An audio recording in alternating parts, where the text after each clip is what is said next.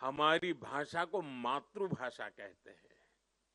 और जब मातृभाषा का सम्मान होता है ना, तो हमारी अपनी माता का भी सम्मान होता है, हमारी धरती माता का सम्मान होता है और हमारी भारत माता का सम्मान होता है। भाषा की तरह ही आज देश भर में चल रहे कनेक्टिविटी के काम, जोड़ने के काम भी देश की एकता को मजबूत कर रहे हैं। रेल हो, रोड हो, हाईवे हो और इंटरनेट जैसे आधुनिक इंफ्रास्ट्रक्चर के ने गांव को शहरों से जोड़ा है। जब कश्मीर और नॉर्थ ईस्ट की राजधानियां रेल से जुड़ती हैं, जब लक्षद्वीप और अंडमान निकोबार द्वीप अंडर सी केबल से तेज इंटरनेट से जुड़ते हैं, जब पहाड़ों पर लोग मोबाइल नेटवर्क से जुड़ते हैं, तब विकास की दौड़ में पीछे छूट जाने का भाव समाप्त हो जाता है। आगे बढ़ने की नई ऊर्जा अपने आप जन्म लेती है। देश की एकता का भाव सशक्त होता है। साथियों, पहले की सरकारों की नीतियों में और नीयत में भेदभाव का भाव भी देश की एकता को कमजोर करता रहा है।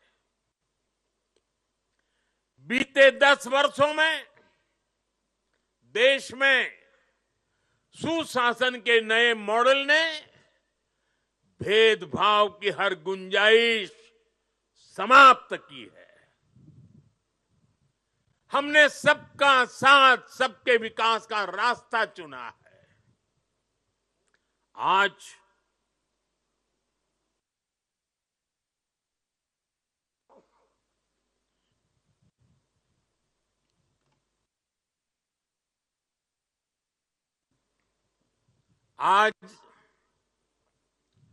हर घर जल,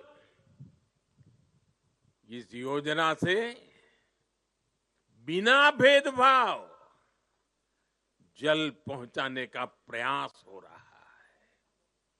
आज पीएम किसान सम्मान निधि सबको मिलती है, तो सबको बिना भेदभाव मिलती है। आज पीएम आवास के घर मिलते हैं, तो सबको बिना भेदभाव मिलते हैं। आज आयुष्मान योजना का लाभ मिलता है, तो बिना भेदभाव हर पात्र व्यक्ति को इसका फायदा होता है। सरकार की इस अप्रोच ने समाज में, लोगों में दशकों से व्याप्त असंतोष को समाप्त किया है। इस वजह से लोगों का सरकार पर भरोसा बढ़ा है, देश की व्यवस्थाओं पर भरोसा बढ़ा है। विकास और विश्वास की यही एकता एक भारत श्रेष्ठ भारत के निर्माण को गति देती है। और मुझे पूरा विश्वास है, हमारी हर योजना में, हमारी हर नीति में और हमारी नीयत में एकता हमारी प्राण शक्ति है। इसे देख करके सुन करके सरदार साहब की आत्मा जहां भी होगी हमें अवश्य आशीर्वाद देती होगी। साथियों, पूज्य बापू महात्मा गांधी कहा करते थे, विविधता में एकता को जीने के हमारे सामर्थ्य की निरंतर परीक्षा होगी। गांधी जी ने कहा था और आगे कहा था, इस परीक्षा को हमें हर हाल में पास करते रहना है। बीते 10 साल में भारत ने विविधता में एकता को जीने के हर प्रयास में सफलता पाई है। सरकार ने अपनी नीतियों और निर्णयों में एक भारत की भावना को लगातार मजबूत किया है। आज वन नेशन वन आइडेंटिटी यानी आधार की सफलता हम सब देख रहे हैं और दुनिया इसकी चर्चा भी करती है। पहले भारत में अलग अलग टैक्स सिस्टम थे। हमने one nation one tax system GST बनाया। हमने one nation one power grid से देश के पावर सेक्टर को मजबूत किया। वरना एक वक्त था कहीं बिजली तो होती थी, कहीं अंधेरा होता था, लेकिन बिजली पहुंचाने के लिए ग्रिड टुकड़ों में बटी पड़ी थी। हमने वन नेशन वन ग्रिड इस संकल्प को पूरा किया। हमने one nation one ration card से गरीबों को मिलने वाली सुविधाओं को एक साथ जोड़ दिया, एकीकृत किया। हमने आयुष्मान भारत के रूप में one nation one health insurance की सुविधा देश के जन जन को दी है। साथियों, एकता के हमारे इन प्रयासों के तहत ही अब हम वन नेशन वन इलेक्शन पर काम कर रहे हैं, जो भारत के लोकतंत्र को मजबूती देगा, जो भारत के संसाधनों का ऑप्टिमम आउटकम देगा और देश विकसित भारत के सपने को पार करने में और नई गति प्राप्त करेगा, समृद्धि प्राप्त करेगा। भारत आज one nation one civil code यानी सेकुलर सिविल कोड की तरफ भी बढ़ रहा है। और मैंने लाल किले से इस बात का जिक्र किया था। इसके भी मूल में सामाजिक एकता, सरदार साहब की बात ही हमारी प्रेरणा है। इससे अलग अलग सामाजिक वर्गों में भेदभाव की जो शिकायत रहती है, उसे दूर करने में मदद मिलेगी। देश की एकता और मजबूत होगी, देश और आगे बढ़ेगा, देश एकता से संकल्पों को सिद्ध करेगा। साथियों, आज पूरे देश को खुशी है कि आजादी के 7 दशक बाद देश में एक देश एक संविधान का संकल्प भी पूरा हुआ है। सरदार साहब की आत्मा को मेरी ये सबसे बड़ी श्रद्धांजलि है। देशवासियों को पता नहीं है 70 साल तक बाबा साहब आम्बेडकर का संविधान पूरे देश में लागू नहीं हुआ था। संविधान की माला जपने वालों ने संविधान का ऐसा घोर अपमान किया था। कारण क्या था? जम्मू कश्मीर में आर्टिकल 370 की दीवार, आर्टिकल 370 जो देश में दीवार बन के खड़ी थी, संविधान को यहां रोक देती थी, वहां के लोगों के अधिकारों से उनको वंचित रखती थी। वो धारा 370 को हमेशा हमेशा के लिए जमीन में गाड़ दिया गया है। पहली बार वहां इस विधानसभा चुनाव में बिना भेदभाव को वोट डाले गए। पहली बार जम्मू कश्मीर में मुख्यमंत्री ने आजादी के 75 साल के बाद पहली बार भारत के संविधान की शपथ ली है। ये दृश्य अपने आप में भारत के संविधान निर्माताओं को अत्यंत संतोष देता होगा, उनकी आत्मा को शांति मिलती होगी, और ये भी संविधान निर्माताओं के प्रति हमारी नम्र श्रद्धांजलि है। मैं इसे भारत की एकता के लिए एक बहुत बड़ा और बहुत ही मजबूत पड़ाव मानता हूं। जम्मू कश्मीर की देशभक्त जनता ने अलगाव और आतंक के बरसों पुराने एजेंडे को खारिज कर दिया है।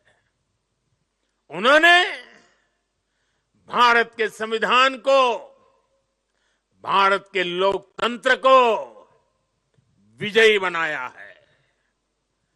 अपने अपने वोट से 70 साल से चल रहे अपप्रचार को ध्वस्त कर दिया है। मैं आज राष्ट्रीय एकता दिवस पर जम्मू कश्मीर के देशभक्त लोगों को, भारत के संविधान पर सम्मान करने वाले लोगों को बहुत ही आदरपूर्वक सैल्यूट करता हूं। साथियों, बीते 10 साल में भारत ने ऐसे अनेक मुद्दों का समाधान किया है जो राष्ट्रीय एकता के लिए खतरा थे। आज आतंकियों के आकाओं को पता है कि भारत को नुकसान पहुंचाया तो भारत उन्हें छोड़ेगा नहीं। आप नॉर्थ ईस्ट में देखिए कितने बड़े संकट थे।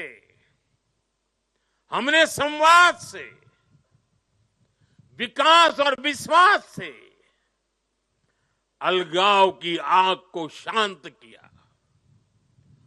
बोडो समझौते ने असम में 50 सालों का विवाद खत्म किया है।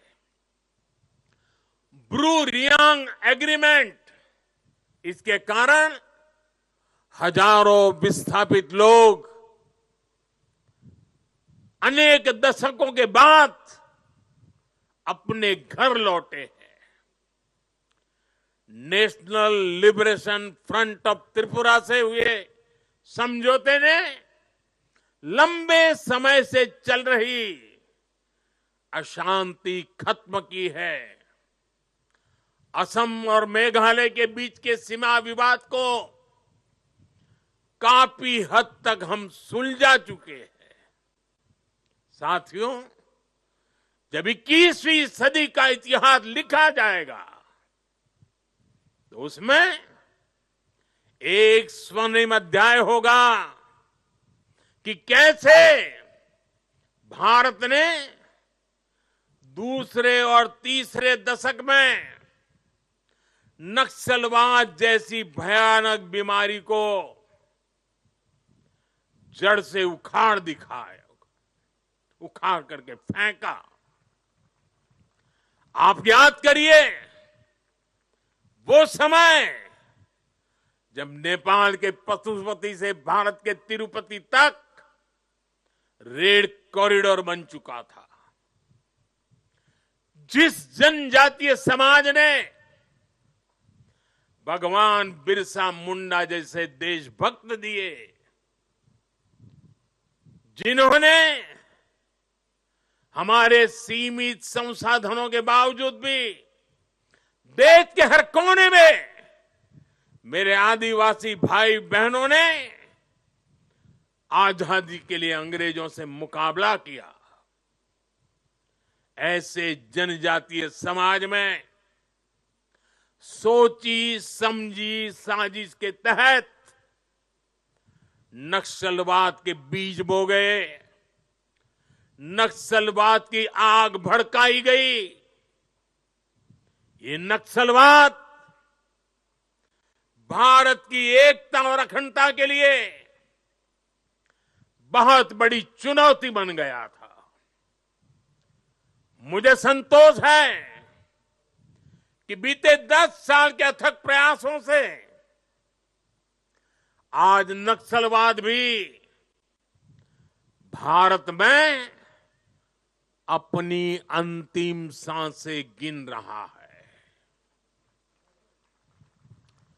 आज मेरा आदिवासी समाज उसे भी दशकों से जो प्रतीक्षा थी, वो विकास उसके घर तक पहुंच रहा है और इससे बेहतर भविष्य का विश्वास भी पैदा हुआ है।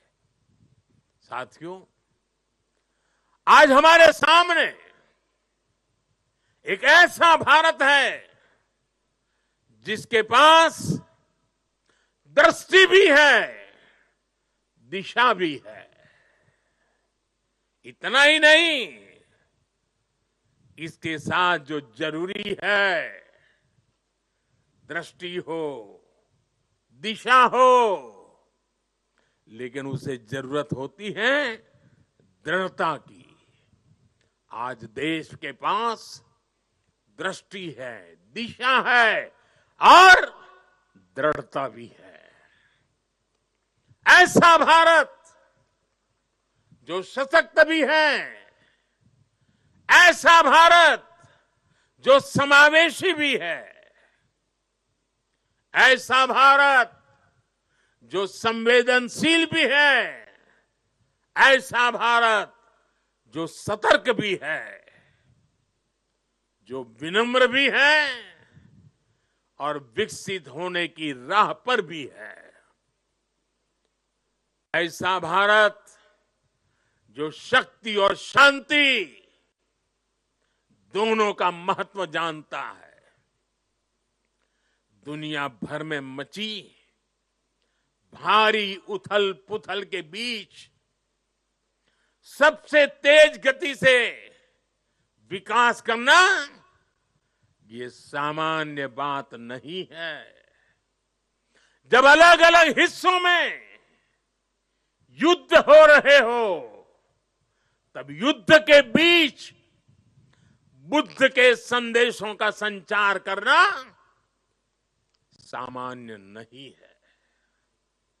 जब दुनिया के अलग अलग देशों में रिश्तों का संकट है, तब भारत का विश्व बंधु बनकर उभरना सामान्य नहीं है। जब दुनिया में एक देश की दूसरे देश से दूरी बढ़ रही है, तब दुनिया के देश भारत से निकटता बढ़ा रहे हैं। ये सामान्य नहीं है, ये नया इतिहास रचा जा रहा है। आखिर भारत ने ऐसा क्या किया है? साथियों, आज दुनिया देख रही है कि भारत कैसे अपने संकटों का दृढ़ता के साथ समाधान कर रहा है। आज दुनिया देख रही है कि भारत कैसे एकजुट होकर दशकों पुरानी चुनौतियों को समाप्त कर रहा है। और इसलिए हमें इस महत्वपूर्ण समय पर अपनी एकता को सहेजना है, उसे संभालना है। हमने एकता की जो शपथ ली है, उसे बार बार याद करना है, उस शपथ को जीना है। जरूरत पड़े तो उस शपथ के लिए जूझना है। हर पल इस शपथ की भाव को अपने जोम से भरते रहना है। साथियों, भारत के बढ़ते सामर्थ्य से, भारत में बढ़ते एकता के भाव से कुछ ताकतें, कुछ विकृत विचार, कुछ विकृत मानसिकताएं, कुछ ऐसी ताकतें बहुत परेशान है। भारत के भीतर और भारत के बाहर भी ऐसे लोग भारत में अस्थिरता, भारत में अराजकता फैलाने की कोशिश कर रहे हैं। वो भारत के आर्थिक हितों को चोट पहुंचाने में जुटी हैं। वो ताकतें चाहती कि दुनिया भर के निवेशकों में गलत संदेश जाए, भारत की नेगेटिव छवि उभरे। ये लोग भारत की सेनाओं तक को टारगेट करने में लगे हैं। मिस इन्फॉर्मेशन कैंपेन चलाए जा रहे हैं। सेनाओं में अलगाव पैदा करना चाहते हैं। ये लोग भारत में जात पात के नाम पर विभाजन करने में जुटे हैं। इनके हर प्रयास का एक ही मकसद है, भारत का समाज कमजोर हो, भारत की एकता कमजोर हो। ये लोग कभी नहीं चाहते कि भारत विकसित हो, क्योंकि कमजोर भारत की राजनीति, गरीब भारत की राजनीति ऐसे लोगों को सूट करती है। 5-5 दशक तक इसी गंदी घिनौनी राजनीति देश को दुर्बल करते हुए चलाई गई है। इसलिए ये लोग संविधान और लोकतंत्र का नाम लेते हुए भारत के जन जन के बीच में भारत को तोड़ने का काम कर रहे हैं। अर्बन नक्सलियों के इस गठजोड़ को, इनके गठजोड़ को हमें पहचानना ही होगा। और मेरे देशवासियों, जंगलों में पनपा नक्सलवाद, बम बंदूक से आदिवासी नौजवानों को गुमराह करने वाला नक्सलवाद, जैसे जैसे समाप्त होता गया, अर्बन नक्सल का नया मॉडल उभरता गया।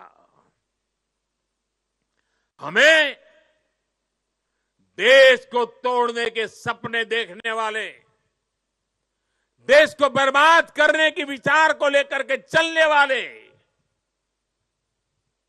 मुंह पर जूठे नकाब पहने हुए लोगों को पहचानना होगा, उनसे मुकाबला करना ही होगा।